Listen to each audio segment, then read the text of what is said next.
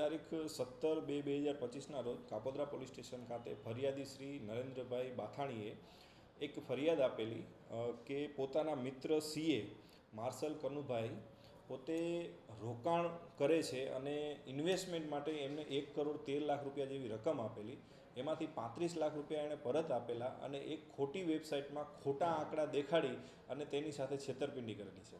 ફરિયાદ કાપોદ્રા પોલીસ સ્ટેશને દાખલ થઈ.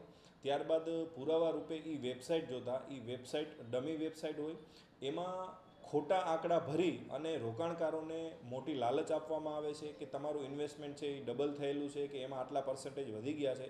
ખરેખર એ પોતે જ આ એક્સેલ શીટ બનાવી અને આંકડા ભરતા હોય અને ફરિયાદીનું મૂળ રોકાણ પોતે ક્યાં નાખેલ છે, કઈ જગ્યાએ વાપરેલ છે એ ફરિયાદીને જણાવતા ન હોય, ફરિયાદી પરત પૈસા માગતા આ સમગ્ર હકીકત સામે આવેલ છે.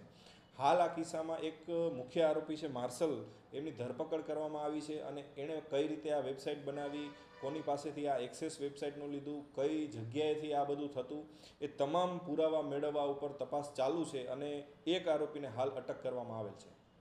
આમાં વધુ જે ભોગ બનેલા છે એ આવી શકે એવું અને આંકડો કઈ વધી શકે એવું? જી બિલકુલ. આ સમગ્ર તપાસ દરમિયાન એવું પણ જાણવા મળેલ છે કે આ જે ફરિયાદી છે એના જેવા અનેક લોકો આ વ્યક્તિ દ્વારા છેતરાયા છે અને એ લોકોની પણ અમે શોધખોળ કરીએ છીએ અને અપીલ પણ કરીએ છીએ કે આ વ્યક્તિએ જો કોઈ એવી તમને રોકાણની લાલચ આપી અને તમારા પૈસાનો ફ્રોડ થયેલો હોય તો કાપોદ્રા પોલીસ સ્ટેશનનો સંપર્ક જરૂરથી કરવો.